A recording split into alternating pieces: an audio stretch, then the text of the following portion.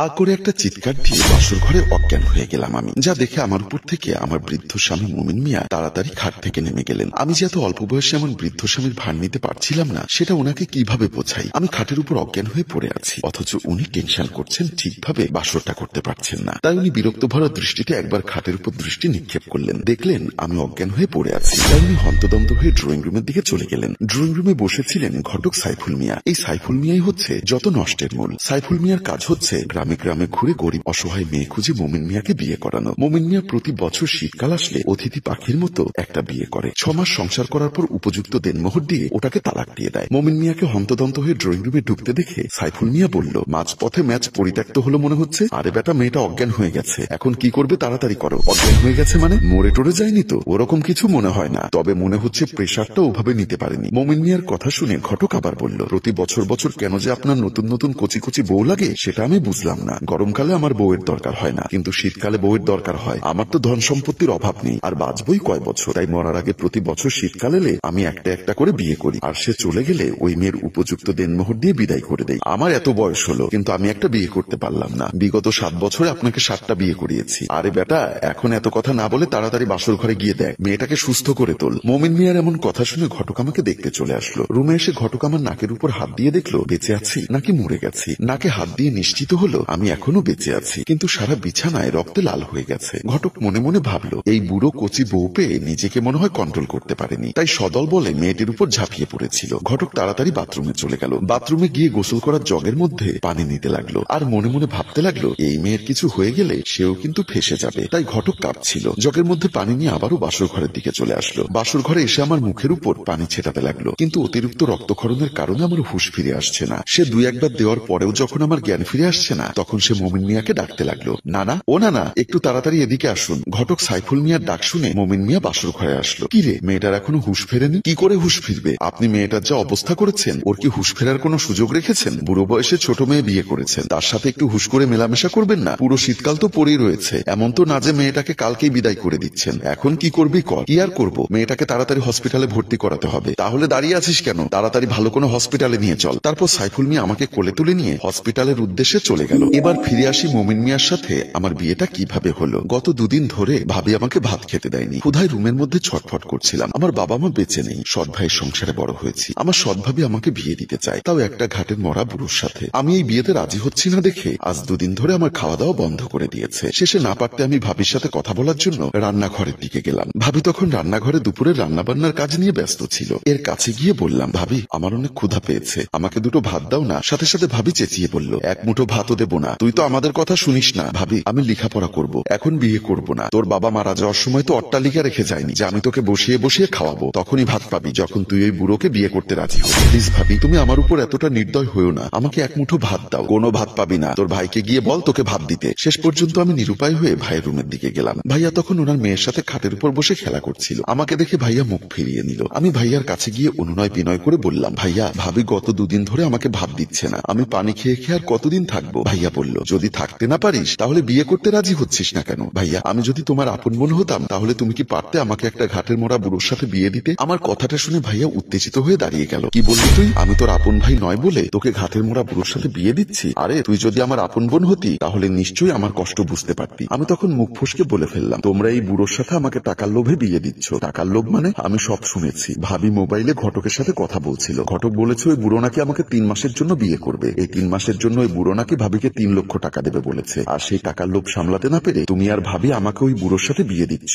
সাথে সাথেই ভাইয়া আমার গালে একটা চর বসিয়ে দিল। চর খেয়ে আমি ফ্লোরে পড়ে গেলাম। তারপর ভাইয়া বলল, এই কথা যদি আর দ্বিতীয়বার তোর মুখে শুনি তাহলে তোকে আমি জ্যান্ত মেরে ফেলবো। বলে ভাইয়া তার মেয়েটিকে কোলে নিয়ে রুম থেকে বের হয়ে গেল। আমি মনে মনে বলতে লাগলাম, মা তুমি আমাকে কোথায় ফেলে গেলে? সৎ ভাইয়ার ভাবির অত্যাচার আমার আর সহ্য হচ্ছে না, পারলে তুমি আমাকে তোমার কাছে নিয়ে যাও। শেষ পর্যন্ত পেটের ক্ষুধায় আর ভাই ভাবির অত্যাচার সহ্য করতে না পেরে আমি ওই বুড়োকে বিয়ে করতে রাজি হই। সেদিন বিয়েতে রাজি হওয়ার কারণে ভাবি আমাকে দুপুরে ভাত খেতে দিয়েছিল। 2 দিন পরে ভাত খেতে পারার কারণে আমার কেমন যেন দুর্বল দুর্বল লাগছিল। তাই আমি আমার রুমে শুয়েছিলাম। এমন সময় ভাবি হাতে করে একটা প্যান্ট আর একটা গেঞ্জির মতো একটা পোশাক নিয়ে আমার রুমে এসে বলল, এই মিথিলা ওঠ বলছি। আমি শোয়া থেকে উঠে বসি। উনি পোশাকগুলো আমার হাতে দিয়ে বলল, তাড়াতাড়ি এগুলো পরে নে। আমি পোশাকগুলো হাতে নিয়ে দেখলাম আমার কাছে কেমন জানি মনে হচ্ছিল। ভাবি, এগুলো কেন পড়তে হবে? আরে পাত্রপক্ষ এসেছে তোকে দেখতে। পাত্রপক্ষ মানে ওই বুড়োটা? চুপ, বুড়ো বলবি না। আর এই পৃথিবীতে যে পুরুষের টাকা থাকে সে কখনো বুড়ো হয় না। তাড়াতাড়ি এগুলো পরে নে। ভাবি এত ছোট পোশাক আমি পরবো কিভাবে? যেভাবে সিনেমার নায়িকারা পরে ওভাবেই পরবি, এগুলো কেন পরতে হবে? আমি এই পোশাকে গেলে হয় না? তোর কি মাথা ঠিক আছে রে? এই পোশাকে যদি ওই বুড়ো তোকে পছন্দ না করে তাহলে তো আমার আমছালা দুটোই চাপে। তাই এত কথা না বলে তাড়াতাড়ি এগুলো পরে নে, আমি একটু পরে এসে তোকে নিয়ে যাব বলে ভাবি চলে গেল। শেষ পর্যন্ত আমি নিরুপায় হয়ে পোশাকগুলো পরতে লাগলাম। কিছুক্ষণ পরে আমাকে ওই পোশাক পরিয়ে ভাবি ড্রয়িং রুমে নিয়ে গেল। পোশাকগুলো পরার কারণে আমার আনইজি লাগছিল, তবু ভাবি আমাকে এনে ওনাদের সামনে বসালো। আমি যাবার সাথে সাথেই ভাইয়া বলল, বড় ভাই এই হচ্ছে আমার বোন। সাথে সাথে বৃদ্ধ লোকটি আমার দিকে শকুনের দৃষ্টিতে তাকিয়ে রইল। ঘটক মিটিমিটি হেসে বলল, না না,